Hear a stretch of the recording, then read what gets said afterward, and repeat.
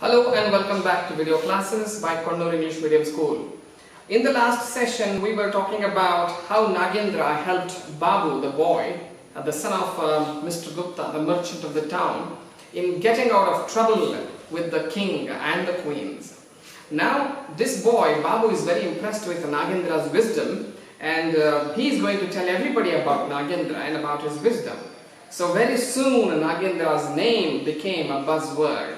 So everybody was talking about Nagendra, right? So we stopped at this point in the story in the last video class. So we will continue from paragraph number 10. Now Gupta was not pleased. He saw that his son would have to feign madness always, or else the king would find out he had been tricked.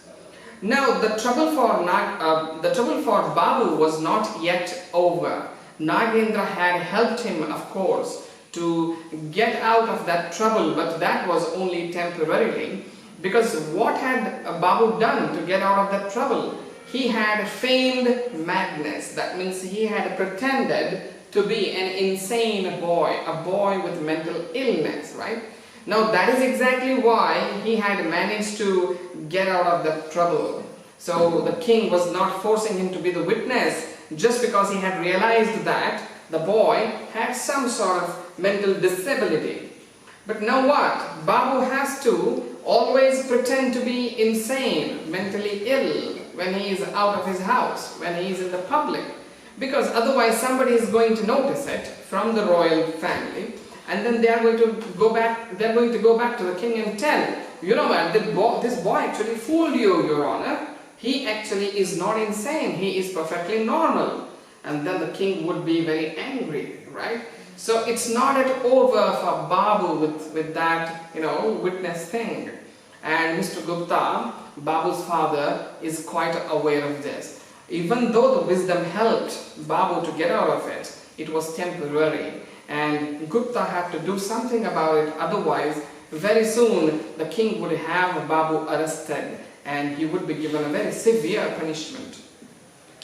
He would certainly chop off his son's head if he found out. Well, the Supreme King will not hesitate to chop off the boy's head if he realized that this kid actually fooled him by playing some silly trick on him. So he would be very angry. So back they went to Nagendra for more wisdom. What choice did Gupta and his son have? They had to go back to Nagendra asking for help again. Well, for another 500 rupees, Nagendra advised them this way. Go back to the king when he is in a good mood and tell him the whole story. He will find it amusing and he will forgive you. But make sure he is in a good mood of laughter. And so Babu followed the advice. So they go back to Nagendra, they pay him 500 more, and then they get another piece of advice from Nagendra. And this time Nagendra said, well, it's very simple. Well, find out when the king is in a merry mood, when he's in a happy mood, when he's in a mood for jokes and laughter.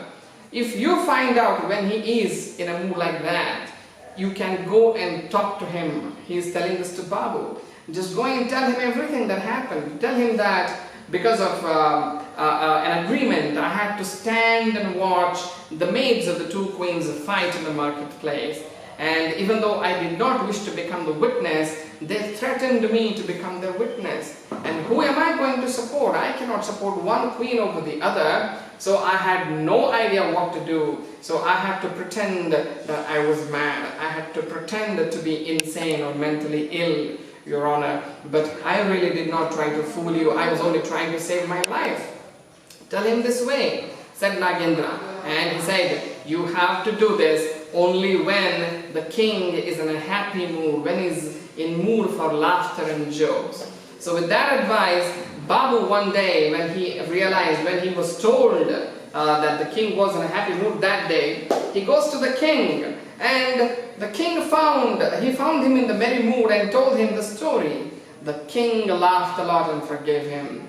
And as Nagendra had already advised, the trick worked again. He simply told him. This time this was not really a trick, this was just becoming, coming clean and showing some honesty.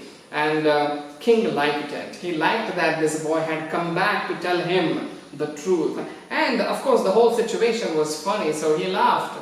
He laughed a lot, and then he forgave the boy. He said, that's fine, you can leave now. And thus Babu was finally saved. This is now, you can say that Babu has been saved from all the trouble that he could run into with the king and the queens.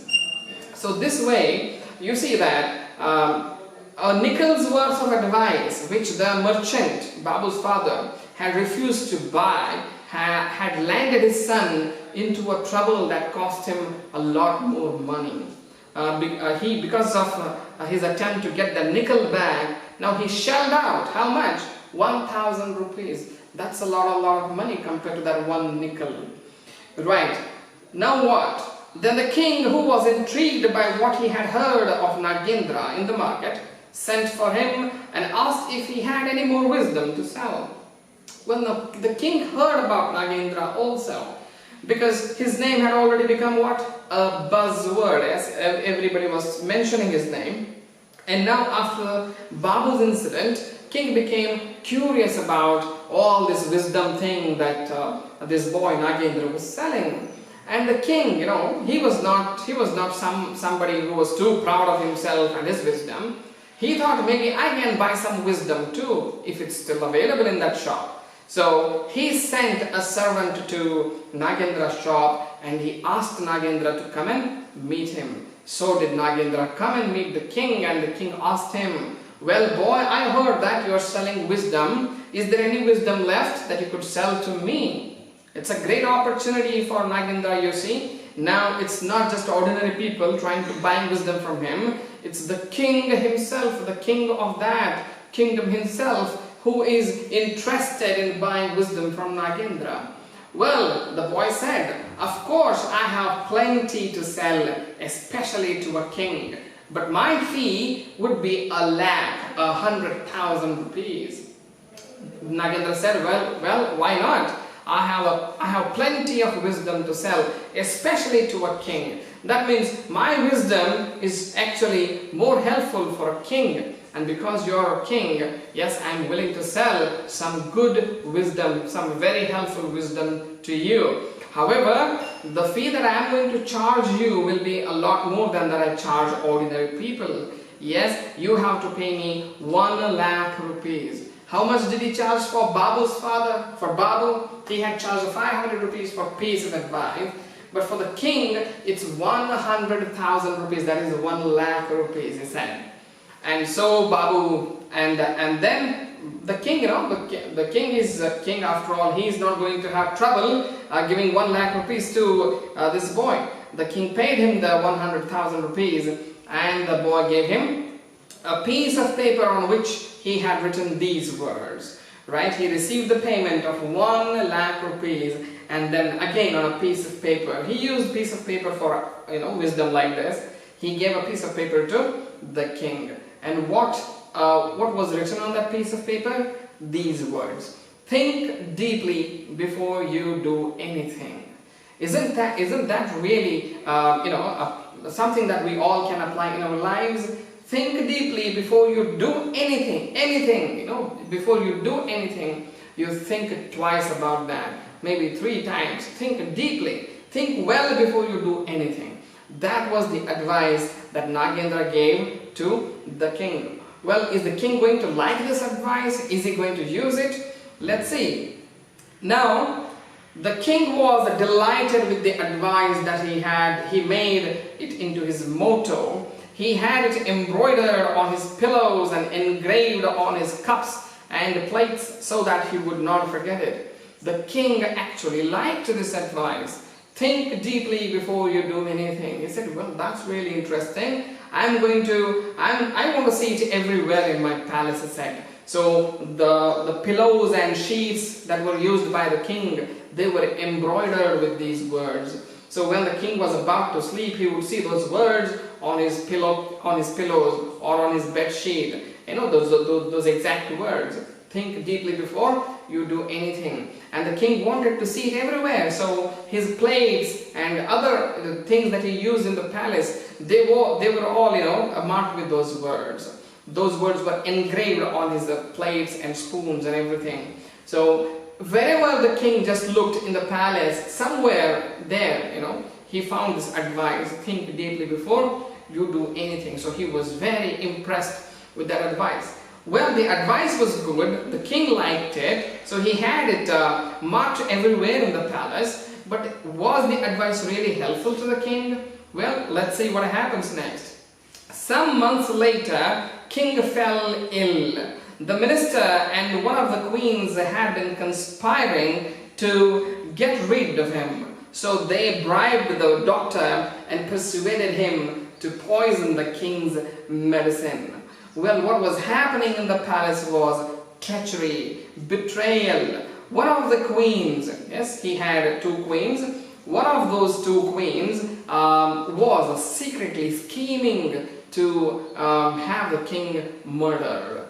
And it's not easy to murder a king. It's not easy to kill a king because he always moves around with guards, right? There are people to protect him. So what she did was, she took the help of the prime minister, and the prime minister agreed to help her because, maybe she bribed him too. She promised him something in return if he successfully got rid of the king.